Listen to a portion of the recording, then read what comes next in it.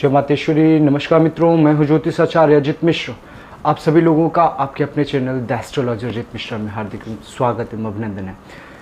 मित्रों, आज का विषय बहुत ही गंभीर होने वाला है, तो आपको बहुत ही ध्यान से सुनना है और बहुत ही ध्यान से समझिएगा। एक एक तर्क मैं देने वाला हूँ, एक एक बात आपसे बताने वाला हूँ और आप खुद डिसाइड कर लीजिएगा कि क्या सिचुएशन है ग्रह गोचर की और आकाश मंडल में क्या संभावनाएं बन रही हैं। देखिए, मनुष्य के 3 गुण होते हैं, सदोगुण, रजोगुण और तमोगुण।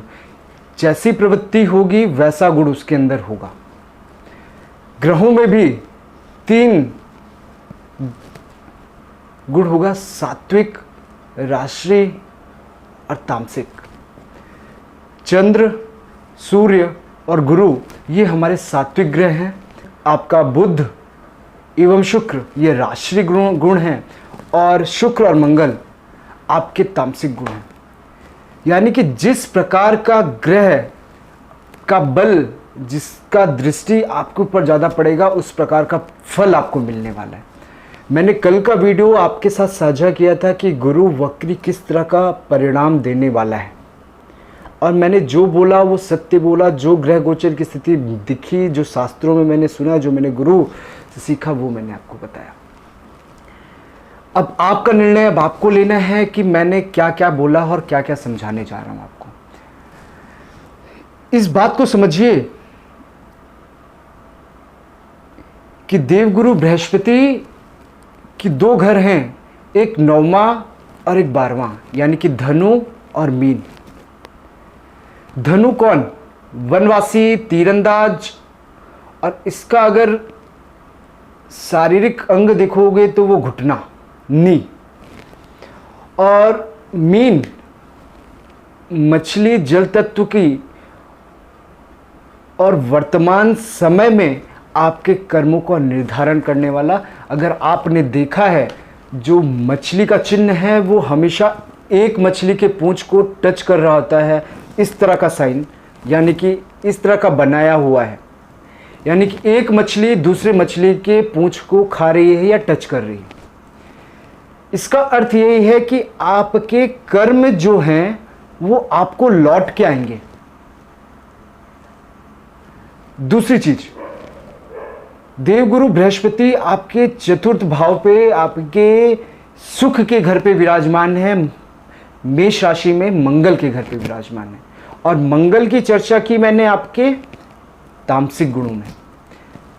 और जब तामसिक प्रभाव में देवगुरु बृहस्पति आ जाएगा और राहु बैठ जाएगा तो आप बता दो, क्योंकि राहु केतु को छाया ग्रह माना गया है। जिस घर पे रहेंगे उस प्रकार का प्रभाव करने वाले हैं। और देवगुरु बृहस्पति के 2 घर मैंने पहले ही बता दिए, एक 9वां एक 12वां। और जब देवगुरु बृहस्पति वक्री होंगे तो मीन का भी फल देंगे, यानी कि आपके कर्मों का फल देंगे और उसका कार्य सूर्य शनि भी कराने वाले हैं। दूसरा चीज, जब एक पूर्व हाउस का घर का जब वहां पे फल देना शुरू करेंगे तो वहां से षडाष्टक बन रहा है मंगल का। और जब मंगल का षडाष्टक होगा तो दुर्घटना, स्थिति, परिस्थिति बदलती है। आपके पाप कर्म अगर थे तो आपको कष्ट मिलेगा, उसमें कोई दो राय नहीं। बेशक देवगुरु बृहस्पति कर्म का भी दाता है वहां पे आपको, क्योंकि मीन वो त्रिकोण का अंतिम पड़ाव है जहां पे जाके आपको आपके कर्मों का फल भी मिलेगा। व्यय का घर है, द्वेष का घर है और कहा जाता है धर्म का भी घर है। तो बेशक जब वहां पे देवगुरु बृहस्पति जाएंगे तो आपको धर्म क्षेत्र में भी वृद्धि होगी और जब धर्म क्षेत्र में वृद्धि होगी तो आपके कर्म सुधरेंगे। और दूसरी बात, देवगुरु बृहस्पति की 3 दृष्टियां होती हैं, 5वीं, 7वीं और 9वीं। इन तीनों दृष्टियों में वह 100% मतलब 100% आपको फल देंगे। इसके अलावा भृगु संहिता के अनुसार 4थी दृष्टि और 8वीं दृष्टि में 50% का फल देंगे, क्योंकि पूरा अनुमान लगाने के बाद ही सही आकलन कुंडली का या फिर गोचर का किया जा सकता है। और जब मैं इसका गोचर का आकलन करूंगा तो आप मुझे ये बताइए, पहले तो एक घर पूर्व का जब षडाष्टक योग मंगल का बनेगा तो उसका निर्णय आप कर लो। दूसरा चौथा घर है बृहस्पति, जहां पर बैठा है वो सुख का घर है। और जब बृहस्पति सुख के घर में चांडाल योग में बैठा तो सुखों का हरण होगा। ठीक है, बृहस्पति सौम्य घर है, मैंने पहले बताया कि आपका सात्विक ग्रह का दर्जा प्राप्त है, सात्विक ग्रह है, लेकिन मंगल के घर में है, तामसिक है, तो तामसिक राहु मिल जाएगा तो प्रवृत्ति बदल जाएगी, तो वहां पे सौम्य प्रभाव नहीं मिलेगा। तर्क को समझिएगा। दूसरी बात, इसकी 5वीं दृष्टि आपके 8वें घर में पड़ रही है। 8वां घर जो है मृत्यु कष्ट पीड़ा का है, अंधकार है, जहाँ पे शोध होता है, जहाँ पे संघर्ष होता है, जहाँ पे मेहनत करने के बाद चीजें मिलती हैं। और 7वां घर जो है वो कर्म क्षेत्र का 10th हाउस है। 7वीं दृष्टि जहाँ पे गुरु की पड़ेगी, और 10th में गुरु को नीच का माना गया, दृष्टि नीच की पड़ेगी तो अच्छा फल कैसे देगा। और जब नीच का होगा तो कर्म क्षेत्र में बाधाएं आएंगी।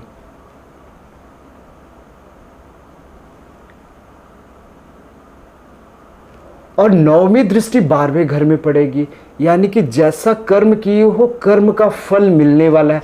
अगर आपने पूजा पाठ किया, मैं चिल्ला चिल्ला के थक गया कि पूजा करो, साधना करो, ये तपस्या करो, तप करो, तो वो फल मिलेगा। अगर आपने किया तो अच्छा मिलेगा, बहुत अच्छा मिलेगा, इतना अच्छा मिलेगा कि आप समझ नहीं सकते।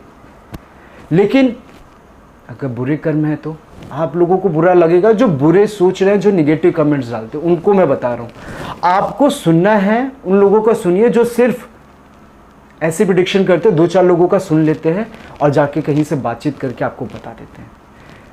एक एक बात मैं आपके साथ रखने वाला हूं, जो मैंने शास्त्रों में सीखा है, जो शास्त्रों से पढ़ा है, गुरु के वाणी से मैंने सुना है, वो एक एक चीज मैं आपको बता रहा हूं। और जब हम इन गुणों को देखेंगे और इनकी दृष्टियों को देखेंगे, हालांकि 2 चीज बहुत अच्छी होगी जो हमने इसकी 4थी दृष्टि और 8वीं दृष्टि इनके धन लाभ पे होगी। तो धन लाभ में मेहनत तो करोगे लेकिन मिलेगा उसका आधा। गलत हो जाऊंगा तो ज्योतिष छोड़ दूंगा।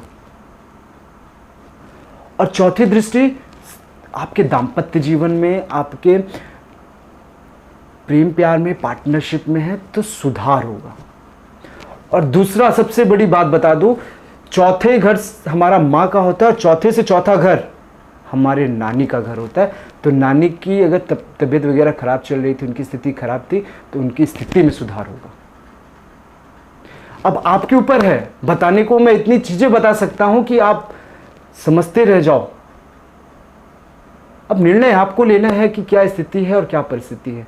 मैं कहां से बोल दूं कि स्थिति सही हो जाएगी। मैंने बोला है दिसंबर के बाद स्थिति सुधरेगी। एक महाशय ने मेरे को कमेंट डाला हुआ है, तो मैंने पढ़ा वहां पे कि आपने बोला था कि धोखा होगा। मैंने बोला बिल्कुल धोखा होगा, मैंने जून जुलाई में बोला था। तो मैंने इसी समय का बोला था कि धोखा कब मिलेगा, आप तैयार रहो। और आपको बोल रहा हूं तो अब दोबारा बोल रहे हो कि आपने जून में बोला था, अब आप यहां पे भी बोल रहे हैं, है ना। तो थोड़ी सी बातों को समझो, पूरी वीडियो देखो तो जाके चीजें समझ में आने वाली है। और दूसरी चीज, मैं आम ज्योतिषाचार्य नहीं हूं, मैं साधना करने वाला हूं और गुरु के आशीर्वाद से यहां तक पहुंचा और गुरु के आशीर्वाद से ही चीजों को बता रहा हूं, माता रानी के आशीर्वाद से बता रहा हूं। और जिन लोगों को बुरा लगता है, बेशक आप बता दो कि हाँ आप यहाँ पे गलत कह रहे हो, आप ये कर रहे हो, लेकिन मेरे मत को तो नहीं बदल सकते। ज्योतिष जो है ना, it's a art of science, it's astrology. यहाँ पे तर्क अलग होंगे, साधना का फल होगा अलग होगा, परिणाम अलग होगा। मैंने जब चिल्ला चिल्ला के मैं जब कह रहा था जून और जुलाई में कि नौकरी मिलेगी, लोगों का ऋण खत्म होगा, तो मिला कि नहीं मिला नौकरी, और ऋण में मुक्ति मिली कि नहीं मिली? सबका नहीं मिलेगा, क्योंकि कुंडली में परिवर्तन है, कुंडली सबकी अलग अलग है, लेकिन ग्रह गोचर का प्रभाव तो पड़ा है। क्षमा चाहूंगा, थोड़ा सा कड़े वचन बोलना पड़ा और जिन लोगों को बुरा लगा उसके लिए क्षमा चाहूँगा। और दिल से थोड़ा दुखी था क्योंकि कुछ लोगों की ऐसी प्रतिक्रिया आ जाती है, सिर्फ उनको अच्छे सुनने हैं तो मैं कहाँ से अच्छा बोल दूँ, जब दिखे तो बोलूँ या फिर मैं ऐसे ही बोल दूँ सिर्फ लाइक और व्यूज़ के लिए। नहीं, दिल गवाही नहीं देता। और एस्ट्रोलॉजी का मतलब है कि आपको सही राह दिखाना, सही चीज़ बताना।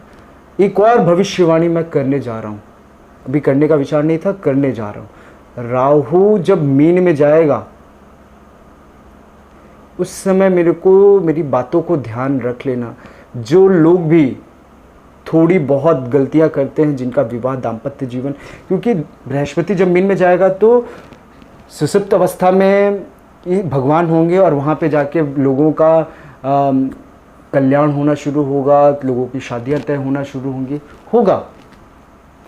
और वहाँ पे जो लोग गलत एस्ट्रोलॉजर्स के चक्कर में पड़ के गलत सही निर्णय नहीं ले पाते हैं, विवाह करते हैं। मैं ये नहीं कह रहा हूँ कि आप किसी भी एस्ट्रोलॉजर के पास जाइए, यानी कि ऐसी स्थिति बनेगी कि राहु वहाँ पे जाके 12th हाउस में जाके मीन में जाके गलत निर्णय करवाएगा, गलत शादियाँ करवाएगा और उसका परिणाम आगे जाके भोगना पड़ेगा,